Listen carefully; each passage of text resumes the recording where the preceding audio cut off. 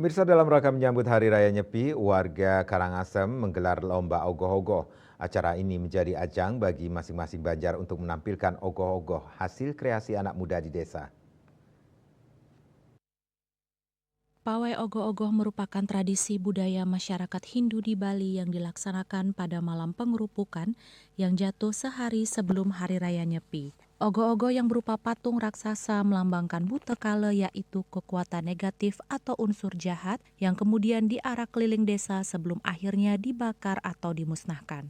Tradisi ini bertujuan untuk mengusir roh jahat dan membersihkan alam semesta dari energi negatif sebelum memasuki Nyepi, di mana umat Hindu menjalankan catur brata penyepian. Selain memiliki makna spiritual, pawai ogoh-ogoh juga menjadi wadah kreativitas bagi para seniman lokal. Setiap patung dibuat dengan desain yang unik dan penuh detail, seringkali menggambarkan tokoh mitologi atau legenda Bali. Hari Pengerupukan merupakan salah satu rangkaian penting dalam perayaan Hari Raya Nyepi yang memiliki makna mendalam terkait pembersihan diri dan lingkungan sebelum memasuki Tahun Baru Saka.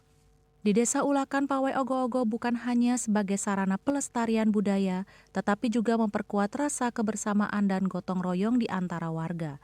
Partisipasi aktif dari berbagai kelompok usia, baik anak-anak maupun dewasa, menunjukkan antusiasme masyarakat dalam menjaga warisan budaya ini. Panitia penyelenggara menghimbau masyarakat untuk mengikuti arahan petugas keamanan demi kelancaran acara. Pawai ogoh-ogoh di Desa Ulakan diharapkan dapat berlangsung dengan aman dan tertib, sekaligus mencerminkan nilai-nilai luhur budaya Bali dalam menyambut Tahun Baru Saka. Bunga Widrayani, Bali TV.